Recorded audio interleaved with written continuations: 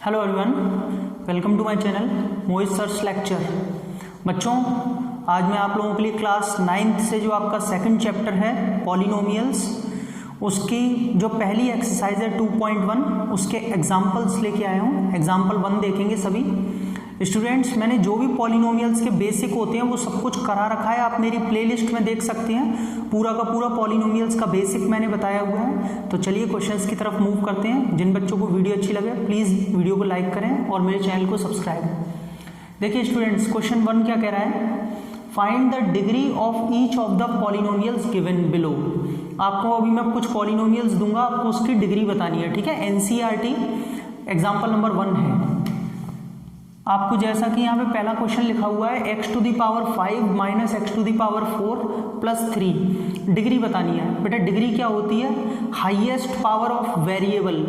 यहाँ पे वेरिएबल की हाईएस्ट पावर कितनी दिखाई दे रही है, वेरिएबल है x, इसकी हाईएस्ट पावर है 5। The highest power is 5, therefore degree is equals to 5। ठीक है स्टूडेंट्स, बस इतना लिखना है, पहला पार्ट खत्म हो गया। दूसरे पार्ट में आपसे क्या कह रहा है, 2 minus y square minus y cube plus 2y to the power 8।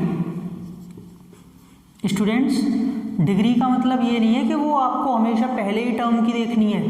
आपको पूरे वेरिएबल में, पूरे पॉलिनोमियल में जितने भी वेरिएबल्स हैं, मतलब y हर जगह है, हर जगह चाहे वो पीछे हो या आगे हो, आपको बस हाईएस्ट पावर देखनी है।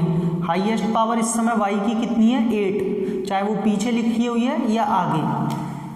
तो द हाईएस्ट पावर आपको जो दे रखी है वो है 8, और अगर हाईएस्ट पावर 8 है तो डिग्री कितनी हो जाएगी स्टूडेंट्स, 8 हो जाएगी। ठीक है। थर्ड आपको दे रखा है 2। देखिए थर्ड वाला पार्ट मैं यहाँ पे कर देता हूँ।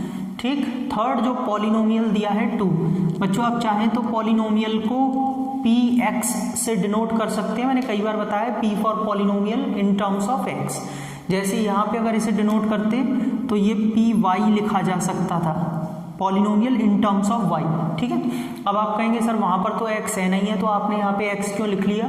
कुछ भी लिख सकते हैं जब उसमें वो कांस्टेंट पॉलिनोमियल है। ये आप जो देख रहे हैं 2, वो कांस्टेंट पॉलिनोमियल है। कांस्टेंट पॉलिनोमियल वो होता है जिसमें कोई वेरिएबल नहीं होता, सिर्फ कांस्टेंट वैल्यू है। अब आपको इसकी क्या बतानी है, डिग्री। अब आप सोचेंगे सर इसमें वेरिएबल नहीं है तो इसमें डिग्री भी नहीं होगी। नहीं, बताता हूँ। देखिए सबसे पहले आप मुझे ये बताइए, क्या मैं 2 को 2 इंटू 1 लिख सकता हूँ। 2 को, ये जो 2 दिया है इसको 2 इंटू 1 लिख सकता हूँ, एक ही बात है।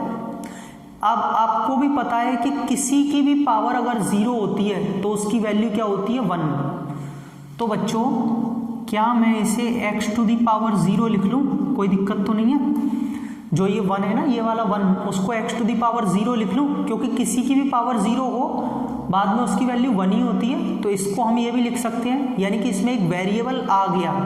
वेरिएबल क्या आ गया, x, और इसकी पावर कितनी दिख रही है, 0। देयरफॉर डिग्री कितनी हो जाएगी, 0। ठीक है, समझ में आ गया।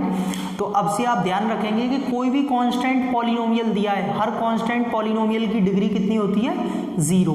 समझ में आ रहा है। तो ये बच्चों ऐसे करके पूरा का पूरा एग्जाम्पल नंबर 1 खत्म हुआ, जिसमें हमने डिग्री देखी। आपको अगर वीडियो अच्छी लगी तो प्लीज़ लाइक करें, और आप मेरे डिस्क्रिप्शन में देख सकते हैं, मैं डिस्क्रिप्शन में अपने सारे पेजेस का लिंक दे दूंगा जहां आप मुझे ज्वाइन कर सकते हैं। Thank you so much.